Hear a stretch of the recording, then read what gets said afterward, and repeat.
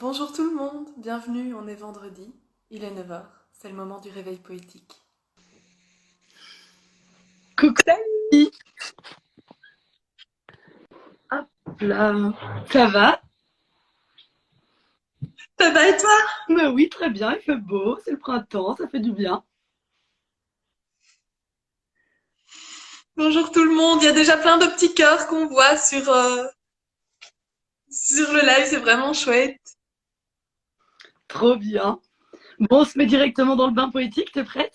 Allez, allons-y. Ça va commencer moins perturbant que la semaine qu'il y a 2 semaines, promis.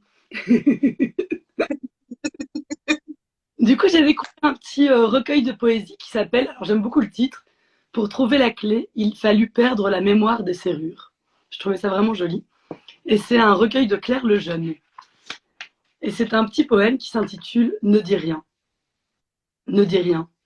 Tu sais bien que les mots sont de lâches prétextes à briser un silence. Et j'ai honte des mots. Laisse entre nos regards se couler un cristal où tremblera l'aveu comme une larme nue. Le silence est ton eau. Tu ne l'as pas appris. J'y allume toujours mes plus belles flambées. Laisse-nous un moment dans nos yeux, tout entiers réfugiés, partager l'infini. Voilà, c'était juste un petit poème sur les silences. Oui, alors je sais pas si c'est moi, mais j'ai une super mauvaise connexion et je t'entends entrecoupé. Ah mince, J'espère que ça va aller. On verra, c'est les aléas du direct comme on dit. là tu m'entends? Oui, oui, oui. Bizarre. Bon, moi je t'entends bien. Parfait alors.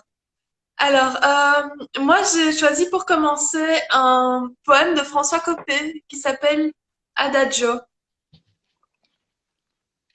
La rue était déserte et donnait sur les champs. Quand j'allais voir l'été les beaux soleils couchants, avec le rêve aimé qui partout m'accompagne, je la suivais toujours pour gagner la campagne. Et j'avais remarqué que dans une maison, qui faisait l'angle et qui tient ainsi qu'une prison, fermée au vent du soir son étroite persienne, toujours à la même heure une musicienne, mystérieuse et qui sans doute habitait là, jouait l'adagio de la sonate en la. Le ciel se nuançait de vert tendre et de rose, la rue était déserte et le flâneur morose, et triste, comme sont souvent les amoureux, qui passaient l'œil fixé sur le gazon poudreux, toujours à la même heure avaient pris l'habitude d'entendre ce vieillard dans cette solitude. Le piano chantait sourd, doux, attendrissant, rempli d'un souvenir douloureux de l'absent, et reprochant tout bas les anciennes extases. Et moi, je devinais des fleurs dans de grands vases, des parfums d'un profond et funèbre miroir. Un portrait d'homme à l'œil fier, magnétique et noir, des plis majestueux dans les tentures sombres, une lampe d'argent discrète sous son ombre, le vieux clavier s'offrant dans sa froide pâleur, et dans cette atmosphère émue une douleur épanouie au charme ineffable et physique, du silence, de la fraîcheur et de la musique. Le piano chantait toujours plus bas, puis, un certain soir d'août, je ne l'entendis pas. Depuis, je mène ailleurs mes promenades lentes, moi qui hais et qui fuis la foule turbulente. Je regrette parfois ce vieux coin négligé, mais la vieille ruelle a, dit-on, bien changé. Les enfants d'alentour y vont jouer aux billes, et d'autres pianos l'emplissent de quadrilles. Hmm. Oh, c'est très joli. J'entends le C'est oui, et je trouve que, enfin, je sais pas vous, mais moi c'est vrai que j'ai des rendez-vous comme ça à telle heure, tel musicien qui répète, et je le sais, et je sais pas du tout qui est ce musicien, et je peux imaginer que si un jour ça s'arrête, c'est un peu bizarre. Voilà, c'est c'est tendre et triste. oui, c'est un peu mélancolique comme ça. C'est vrai. Alors, je vais enchaîner avec un petit poème de Paul Éluard, parce que bon, voilà, Paul Éluard, de temps en temps, ça fait du bien. Et c'est juste pour ce premier vers que je trouve vraiment trop beau. Et c'est La courbe de tes yeux fait le tour de mon cœur, un rond de danse et de douceur. Auréole du temps, berceau nocturne et sûr. Et si je ne sais plus tout ce que j'ai vécu, c'est que tes yeux ne m'ont pas toujours vu. Feuilles de jour et mousse de rosée, roseau du vent, sourire parfumé, ailes couvrant le monde de lumière, bateau chargé du ciel et de la mer, chasseur des bruits et source des couleurs, parfums éclos d'une couvée d'aurore, qui gît toujours sur la paille des astres, comme le jour dépend de l'innocence, le monde entier dépend de tes yeux purs, et tout mon sang coule dans leur regard. Voilà. C'est quoi la courbe de tes yeux fait le tour de mon cœur? Ouais. Oh, Oh bon, c'est si beau. c'est si beau, c'est si beau.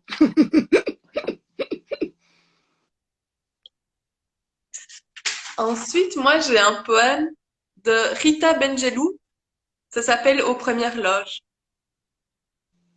Spectatrice, j'observe la scène de la vie, où des personnages surgissent dans les moments de joie ou de dépit, où le rêve devient illusion et meurt avec mépris, où le mensonge devient vrai et la vérité au fond du puits.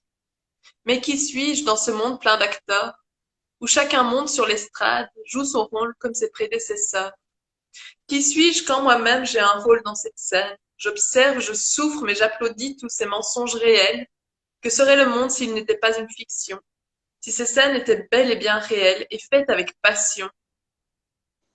Je jure devant Dieu que j'assisterai tous les jours, je serai l'héroïne de la gaieté, de la confiance et de l'amour. J'applaudirai jusqu'à n'en plus pouvoir. Et j'appellerai les âmes chagrinées pour venir la voir. Mais, hélas, la scène de la vie demeure la même, et je demeure aux premières loges, avec ou sans mes applaudissements. Le rideau s'ouvre et se fait. Très joli texte.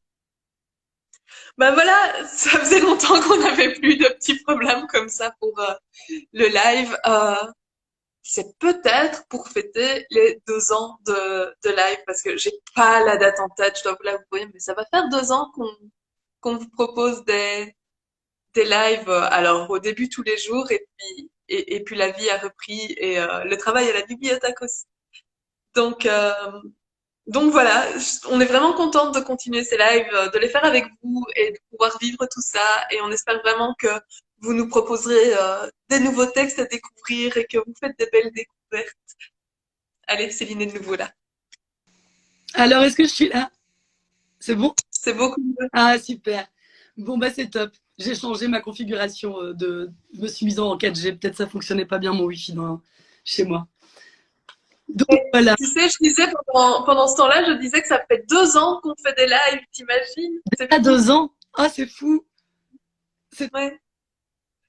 2 ans de poésie. 2 ans, 2 ans c'est ce que j'allais dire. et plus encore. Et justement, bah, c'est un parfait enchaînement puisque j'ai choisi un texte sur la poésie que je trouve vraiment. Ouh.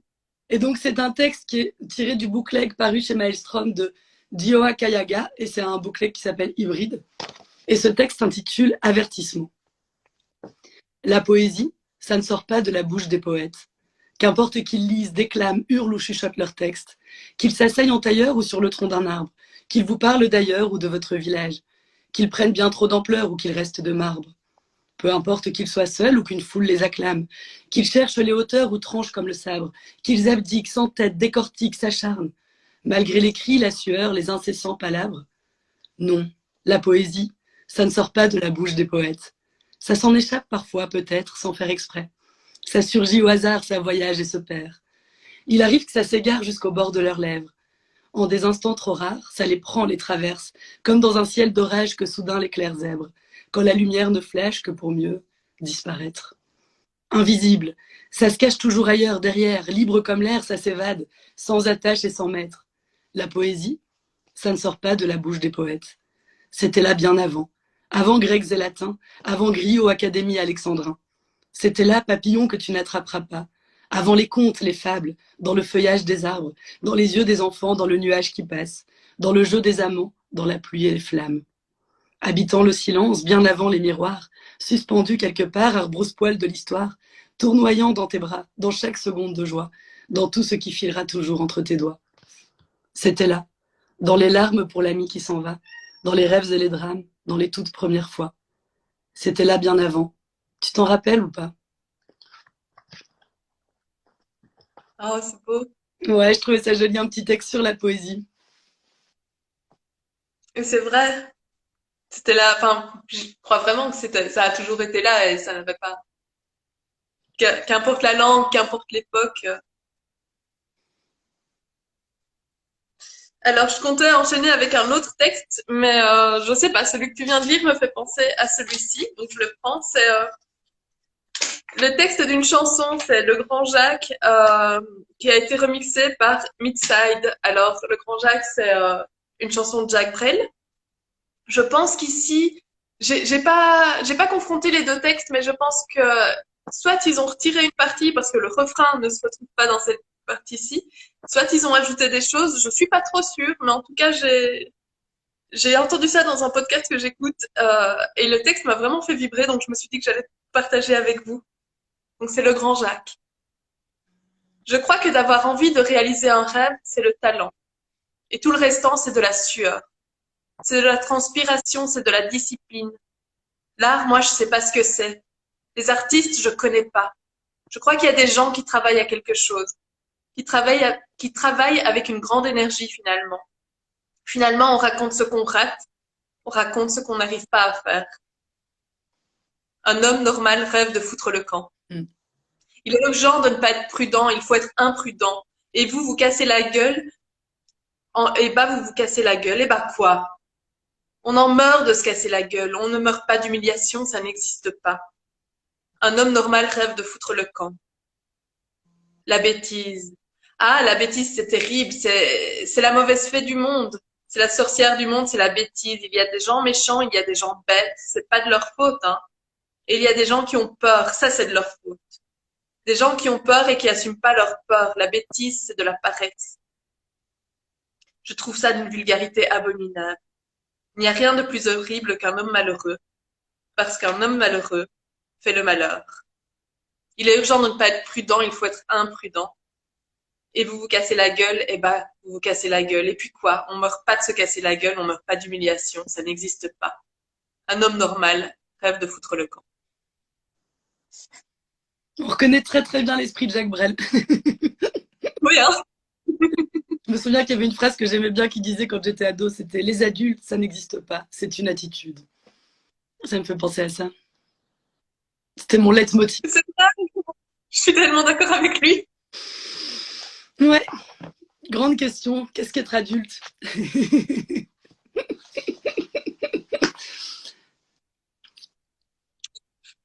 On n'a pas de réponse. On n'aura pas de réponse ce matin à cette question. Alors du coup, je vais enchaîner sur, enfin du coup, pas du coup, ça n'a rien à voir, mais sur un poème de Suzanne Rowe-Ballet. Et donc c'est un petit recueil qui a été publié chez l'Iconopop et qui s'intitule Des frelons dans le cœur. Et c'est un peu cette petite vague, là j'en ai découvert plusieurs, j'aime bien, des espèces de petits romans poétiques. Donc c'est une poésie mais qui s'étire et qui raconte un peu une histoire. Et donc je vais lire évidemment juste un petit passage. Vous autres, osez me dérober à moi-même. Je ne porte sur la bouche que du café et du rouge. À la lèvre t'es mordu l'âme, mon bel inconnu. Je ne porte sur les yeux que leur nuance de bleu. Grisé la table où je suis, étranger, déjà tu t'enfuis. Je ne porte sur la peau que du soleil et de l'eau. Hasard, tu es revenu. Ainsi j'ose et porte au nu mon épaule et mon cou. Waouh, je suis la louve citadine, à la terrasse de ton bistrot. Je suis la chienne de ta ville, je viens lécher tes plaies, tes mots. Tu ne portes sur la bouche que du tabac et du fruit, écrasé entre les doigts en fumée évanouie. Tu ne portes sur les yeux que le reflet de mes aveux. Salis la table où tu étais, plus qu'une pièce de monnaie. Tu ne portais sur la peau qu'une chemise de trop. Hasard, tu as disparu. Ainsi j'ose et porte au nu mon épaule et mon cou.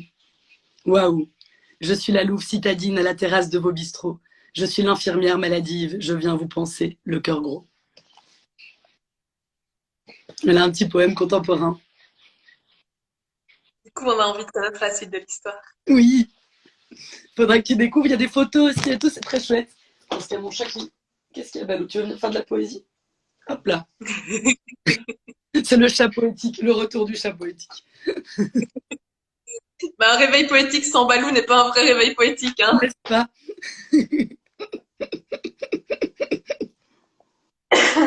Alors ensuite, moi, je vais lire des vers de Guy de Maupassant. C'est Au bord de la mer. Près de la mer, sur un de ses rivages, où chaque année, avec les doux zéphyrs, on voit passer les abeilles volages, qui bien souvent n'apportent que soupirs, nul ne pouvait résister à leur charme, nul ne pouvait braver ces yeux vainqueurs, qui font couler partout beaucoup de larmes, et qui partout prennent beaucoup de cœur. Quelqu'un pourtant se riait de leur chaîne. Son seul amour, c'était la liberté. Il méprisait l'amour et la beauté, tantôt debout sur un roc solitaire, il se penchait sur les flots écumeux, et sa pensée, abandonnant la terre, semblait percer les mystères des cieux. Tantôt courant sur la reine marine, il poursuivait les grands oiseaux de mer, imaginant sentir dans sa voix la liberté pénétrer avec l'air. Et puis le soir, au moment où la lune traînait sur l'eau l'ombre des grands rochers, il voyait à travers la nuit brune. Deux yeux, deux yeux amis sur sa face attachée. Quand il passait près de la salle de danse, qu'il entendait l'orchestre résonner, et sous les pieds qui frappaient en cadence, quand il sentait la terre frissonner, il se disait que le monde est frivole. Qu'avez-vous fait de votre liberté? Ce n'est pour vous qu'une vaine parole, homme sans cœur, vous êtes sans fierté. Pourtant, un jour il y porta ses pas. Ce qu'il vit, je ne le saurais dire, mais sur les monts il ne retourna pas. Très beau poème. C'était deux? Allez voir. Pardon? C'était deux? Guy de Maupassant. C'est ça, parce que du coup, j'ai eu un bug au départ, parce que Maupassant, j'ai pas tellement découvert sa poésie. Et du coup, j'ai eu un bug, je l'ai associé à Baudelaire. Puis après, je fais, mais non, mais c'est pas Baudelaire, ça. Et du coup, on reconnaît de Maupassant, mais c'est marrant, je connais pas trop sa poésie, c'est chouette. Je la connais pas bien, je connais plus ses nouvelles, Bah oui, mais on le connaît plus. voilà, c'est une poésie, c'est un poème qu'il a écrit à Étretat, et Étretat étant un endroit que j'aime bien. Enfin, j'aime bien les endroits où il y a la mer et que c'est pas défiguré comme la côte belge. Voilà, comme ça vous saurez tout. Mais et j'aimais bien cette façon de finir et de se dire mais entrer, parce que ça parle de beaucoup de choses, mais aussi d'a priori qu'on a, et quand on entre et qu'on s'y confronte, on peut changer d'avis. Ouais. Très beau. Alors maintenant, je vais lire un petit texte de Qui est Miss, extrait de son recueil À nos humanités révoltées, et que j'ai trouvé vraiment particulièrement beau et touchant. Rien que le titre, Sous les coups, la joie. Le dessin harmonieux de ton sourire apaise mes griffures intérieures, car les poussières d'un vieux monde qui peine à s'écrouler étouffent mon corps épuisé. Parfois, je m'égare dans les pénombres environnantes. Ces étincelances me guideront vers toi. Je tends la main vers les étoiles fuyantes, instant de bonheur ordinaire, pour emparer nos armures de combattantes. Joie inespérée, qui purifie mon âme troublée, écarte les nuages de ma colère. Alors qu'un rire jaillit de nos lèvres, je sens nos plaies fleurir. S'échappent de nos blessures à vif, les plumes de nos ailes naissantes. Je trouvais que c'était plein d'espoir et de beauté. Je sais pas, j'ai été déconcentrée par la queue de Balou qui battait la mesure. Poum, poum, poum, poum, poum. Une de poésie comme une autre. Hein. La poésie ne sort pas de la bouche des poètes ni des poétesses, mais de la queue des chats.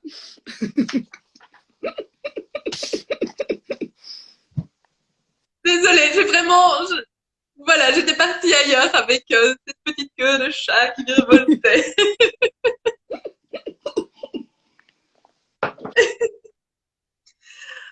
Pour terminer, moi j'ai choisi un poème de la revue Sœur. Celle-ci, c'était la revue été 2021. On vous a déjà beaucoup parlé de cette revue. Euh, le thème de celle-ci, c'était le corps. Et j'ai pris un poème d'Astrid de Thibert. Ça s'appelle Rituel.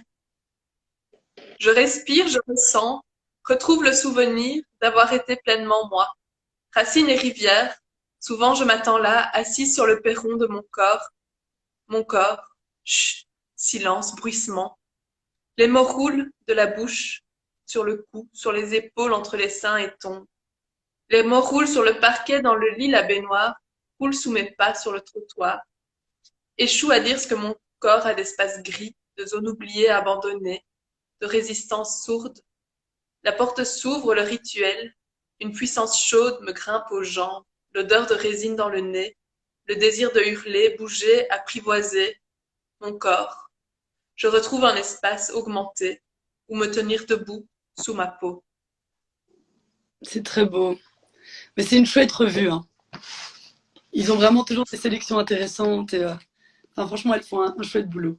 Alors du coup, j'ai quand même un dernier petit poème. C'était un que j'ai rajouté en dernière minute, mais c'est parce que en préparant mon réveil poétique, je suis tombée sur un poème vraiment. J'avais l'impression que mon papa l'avait écrit pour moi, puisqu'il m'a dit plus ou moins exactement ces choses-là quand j'étais enfant. Et donc, c'est dans le recueil album un peu hybride jeunesse adulte Amoureux de Hélène Delforge et illustré par Quentin Grébant.